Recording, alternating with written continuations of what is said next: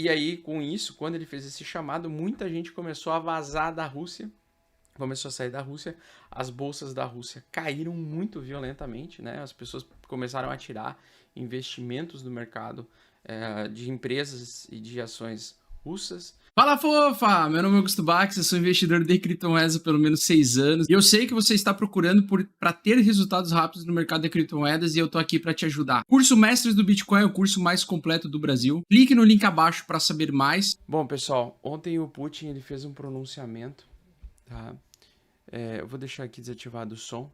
Ele fez um pronunciamento, né?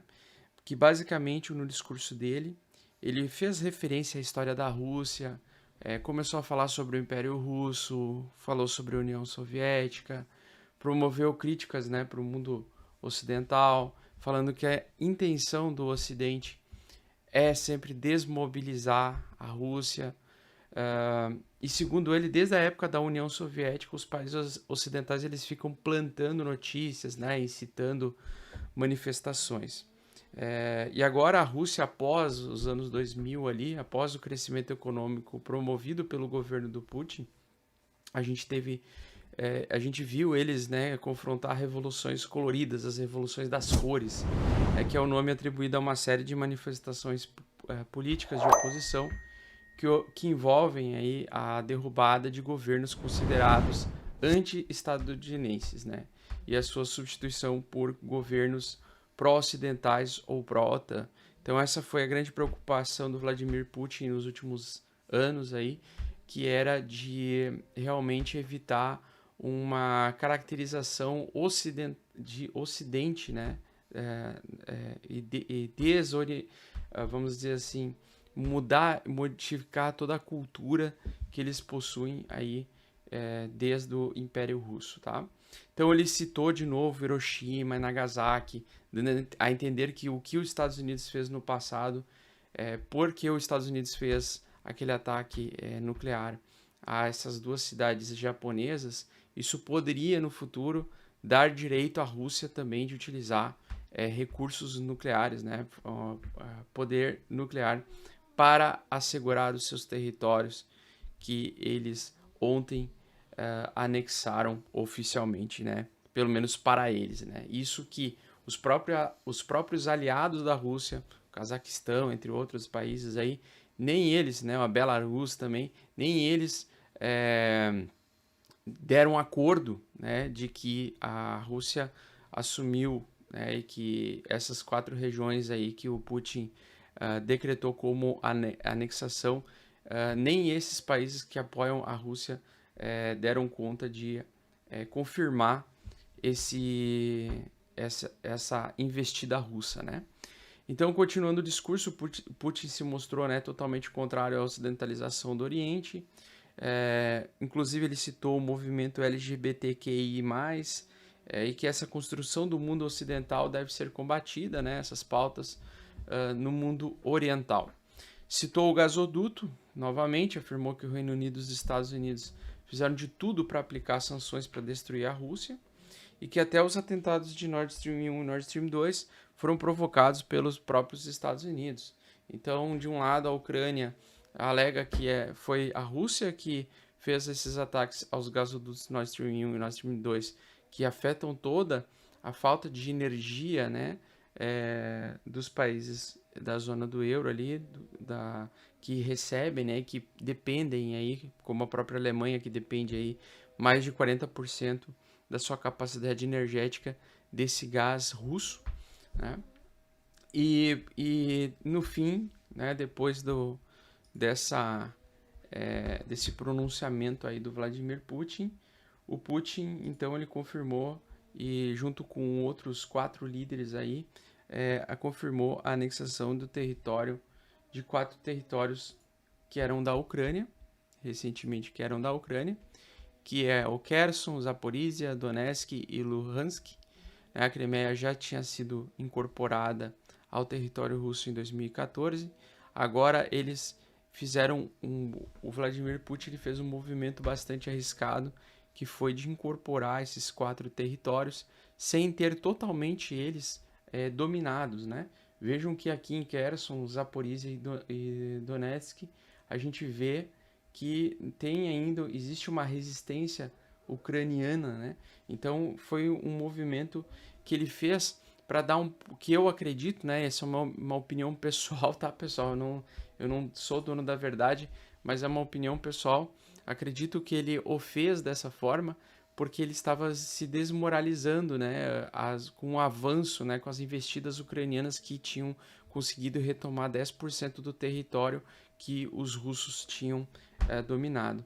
Então, dessa forma, fazendo esse tipo de movimento, dá o direito a ele de fazer investidas nucleares, né? Fazer ataques nucleares, se forem necessários, nessas regiões, que são regiões que a Ucrânia não quer abrir mão, né? Então, a Ucrânia, o presidente Zelensky, ele não quer abrir mão desses territórios, ele quer retomar esses territórios, e basicamente com esse pronunciamento agora está praticamente declarada aí uma possibilidade de uma guerra nuclear, porque a Rússia, e inclusive no próprio discurso do Putin, ele alega, né, que se os Estados Unidos fez isso lá no passado, em 1945, ou 1944, a gente também pode fazer agora para a gente assegurar os nossos territórios. A gente pode enviar bombas aí, jogar umas bombinhas nucleares nessas regiões aí, Donetsk, Luhansk e Zaporizhia, né?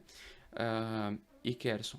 Então, ele vai querer, se a Ucrânia, né, se o presidente Zelensky, ele assumisse que ele perdeu esses territórios para a Rússia, e esses territórios agora que eram da Ucrânia se tornaram russos, né, se tornaram territórios russos, supostamente a paz reinaria, né, porque a guerra cessaria aí, supostamente, né.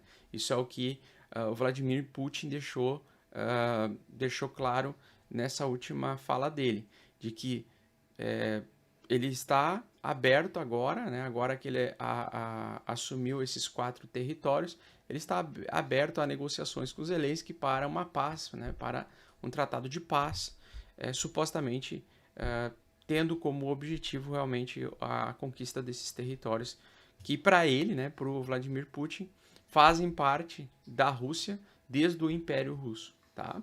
Então, meio que, para ele, na cabeça dele, a Rússia retomou esses territórios que eram pertencentes à própria Rússia. E são territórios extremamente importantes, comercialmente falando, aí, porque eles têm ligação ali com o mar, tá?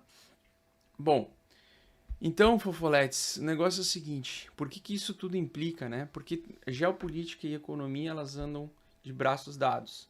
E tudo que acontece que é afetado por um conflito, né, ou por uma aproximação de um término de conflito, isso vai mudar também a dinâmica da macroeconomia, né, de todo o giro, como funciona o nosso mundo hoje globalizado. Bom, senhores, então é o seguinte, o Putin citou que esses territórios anexados, eles sempre pertenceram à Rússia e que eram parte da Rússia desde o Império Russo, tá? Então ele anexou, esses foram os 4 líderes aí que supostamente são agora os 4 líderes responsáveis por cada região. Então ele fez aí esse movimento, né? É um movimento que é uma reação direta à queda da popularidade do seu governo, desde que começou aquela mobilização parcial, né? Onde ele chamou 300 mil recrutas, reservistas, né? Para colocar na parte de trás do fronte, né? Ou então deixou o exército mais experiente na parte mais da frente, na primeira linha de avanço, e os reservistas, né? Os militares, os 300 mil convocados, que são mais inexperientes, que são pessoas aí que estavam, sei lá, o cara estava trabalhando como dentista e aí virou do nada um soldado, né? Esse cara, ele vai ficar na linha mais de trás, na linha mais defensiva, né? Dentro da região da Rússia, tá? E aí, com isso, quando ele fez esse chamado, muita gente começou a vazar da Rússia, começou a sair da Rússia, as bolsas da Rússia caíram muito violentamente, né? As pessoas começaram a tirar investimentos do mercado de empresas e de ações russas. E aí, para combater isso, ele fez esse evento, né? Ele fez todo esse evento para tentar mostrar poder militar, poder e decisões políticas e econômicas que podem afetar todos os russos e o mundo todo, né? Principalmente se a gente tiver algum tipo de movimento de ataque nuclear dentro dessas regiões que ele quer dominar.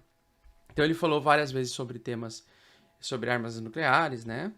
Mas e agora, né? Com o avanço da Ucrânia podendo ser anexada à OTAN, né? Será que ele teria coragem de usar armas nucleares?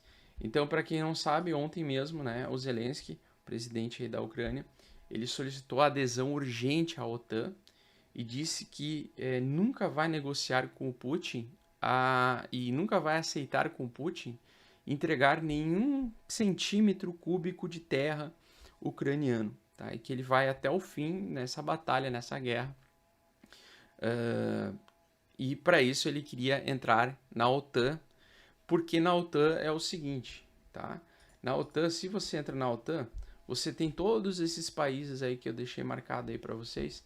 Todos esses países, né, são mais de 30, acho que são 30 países, tá? Então, grande parte da Europa, o Canadá, os Estados Unidos, todos eles teriam o compromisso militar de defender um território que faz parte de um dos países da OTAN. E aí, o que acontece? O Zelensky, para tentar retomar esse território e assegurar a proteção da Ucrânia, ele fez um pedido de urgência para que a Ucrânia faça parte, né, se torne um país parte da OTAN, porque daí, supostamente, com essa invasão russa, ele poderia pedir apoio militar dos Estados Unidos, no sentido assim, dos Estados Unidos comprar a briga como se a Rússia estivesse atacando, para justamente não causar um certo clima de tensão, né? Um certo clima de tensão entre a Turquia e a Rússia, ou entre os países europeus e a Rússia. Então a Turquia é um dos países que fazem parte da OTAN que não querem, de forma alguma, a entrada, né, de mais países, e principalmente, né, existe também uma regra na OTAN, pessoal, que é proibida a entrada de qualquer país que está passando por um movimento separatista dentro do seu próprio território, justamente o que está acontecendo com a Ucrânia agora, né, com esses 4 territórios. Então, é impossível a Ucrânia entrar na OTAN agora, tá? Por mais que o Zelensky vem solicitando, ele fez esse pedido, o secretário-geral da OTAN disse que apoia, né, a Ucrânia ainda, que eles vão fornecer equipamentos militares e tudo mais, alguns países, né, da OTAN podem fazer isso, mas que eles não podem diretamente provocar uma guerra ou anunciar uma guerra contra a Rússia, pois a Ucrânia não faz parte da OTAN e como ela está passando por um movimento separatista, ou seja, ela está durante um conflito, existe uma regra, né, lá que é soberana, que não pode ser aceito países nessa situação. Então, a Turquia já é contra essa entrada também. Por quê? Porque a Turquia cada vez quer ter menos tensões, né, tensões econômicas, tensões de guerra com a Rússia, né? A Turquia aí vê a Rússia como uma aliada, principalmente no combate à falta de energia ali na Europa, tá?